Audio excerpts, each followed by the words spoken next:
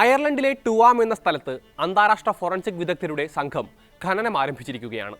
അവർ തിരയുന്നത് ടുവാമിലെ mother and baby ഹോമിലെ കന്യാസ്ത്രീകൾ septic ടാങ്കിലേക്ക് വലിച്ചെറിഞ്ഞുവെന്ന് കരുതപ്പെടുന്ന 798 നവജാത ശിശുക്കളുടെ മൃതദേഹാവശിഷ്ടങ്ങളാണ്. അയർലൻഡിലെ ആ ഇരുണ്ട കാലത്തെക്കുറിച്ച് കൂടുതൽ പരിശോധിക്കാം. സ്വാഗതം ഇൻഡെപ്തിലേക്ക്.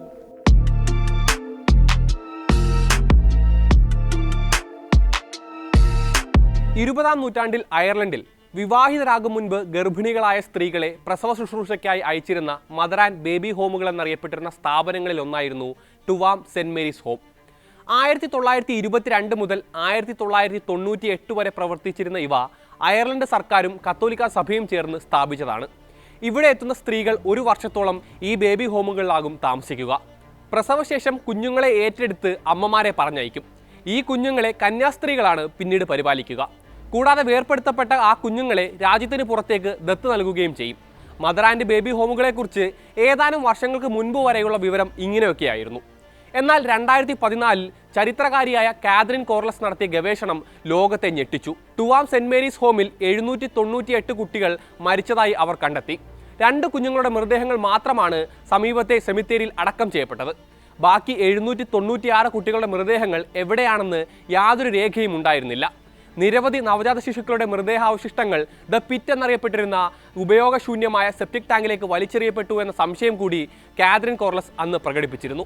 ക്ലാൻ പ്രോജക്റ്റിന്റെ കണക്കനുസരിച്ച് 1940-കൾ മുതൽ 1970-കൾ വരെ 2000-ലധികം കുട്ടികളെ ടുവാമിൽ നിന്ന് നിയമവിരുദ്ധമായി ദത്ത് നൽകുകയോ അമേരിക്ക ഉൾപ്പെടെയുള്ള രാജ്യങ്ങളിലേക്ക് കടത്തപ്പെടുകയോ ചെയ്തിട്ടുണ്ട്.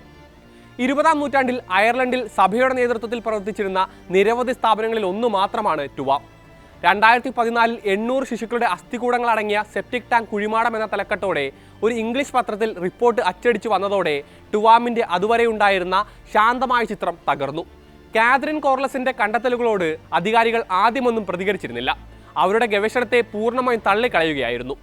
1925 മുതൽ 1961 വരെ ടുവാം ഹോം നടത്തിയിരുന്ന കന്യാസ്ത്രീകളായ സിസ്റ്റേഴ്സ് ഓഫ് ബോൺ സെക്കോഴ്സ് ഇത് സംബന്ധിച്ച് അന്വേഷണം നടത്താൻ ഒരു കൺസൾട്ടിംഗ് കമ്പനിയെ നിയമിച്ചു. കുഴിമാടമില്ലെന്നും കുട്ടികളെ അവിടെ അടക്കം ചെയ്തതിന് തെളിവില്ല എന്നും ഈ കമ്പനി റിപ്പോർട്ട് നൽകുകയും ചെയ്തു. പക്ഷേ കാതറിൻ കോർലസും മദർ ആൻഡ് ബേബി ഹോം അതിജീവിതരും ടുവാമിലെ ശിശുക്കൾക്കും അവരുടെ അമ്മമാർക്കും വേണ്ടി പോരാട്ടം തുടർന്നു. അവരുടെ നിരന്തരമായ ശ്രമങ്ങൾ ഫലം കണ്ടു. 2015 അയർലൻഡ് സർക്കാർ 14 മദർ ആൻഡ് ബേബി ഹോമുകളെക്കുറിച്ച് അന്വേഷണം ആരംഭിച്ചു. ഈ അന്വേഷണത്തിനിടെ ടുവാമിൽ മനുഷ്യാവശിഷ്ടങ്ങൾ ഉണ്ടെന്ന് കണ്ടെത്തി. കൂടാതെ ഈ സ്ഥാപനങ്ങളിൽ ഞെട്ടിക്കുന്ന തോതിലുള്ള ശിശുമരണങ്ങൾ ഉണ്ടായിരുന്നതായും സ്ഥിരീകരിച്ചു. 2021 18 മദർ ആൻഡ് ബേബി ഹോമുകളിലായി 9000 കുട്ടികൾ മരിച്ചതായി ഒരു അന്വേഷണ കമ്മീഷൻ കണ്ടെത്തി. അധികാരികൾക്ക് അറിവുണ്ടായിരുന്നിട്ടും ഔദ്യോഗിക രേഖകളിൽ രേഖപ്പെടുത്തിയിട്ടും സർക്കാർ ഇതിനെതിരെ യാതൊരു നടപടിയും സ്വീകരിച്ചിരുന്നില്ല. 1960-ന് മുൻപ് മദർ ആൻഡ് ബേബി ഹോമുകളിൽ കുഞ്ഞുങ്ങളുടെ ജീവൻ രക്ഷിക്കാനുള്ള ശ്രമങ്ങളൊന്നും തന്നെ ഉണ്ടായിട്ടില്ല. മാത്രമല്ല അവരുടെ അതിജീവന സാധ്യതകൾ നശിപ്പിച്ചുവെന്നും അന്വേഷണ റിപ്പോർട്ടിൽ വ്യക്തമാക്കിയിരുന്നു. തുടർന്ന് സർക്കാർ ഔദ്യോഗികമായി മാപ്പ് പറയുകയും നഷ്ടപരിഹാര പദ്ധതി പ്രഖ്യാപിക്കുകയും ചെയ്തു.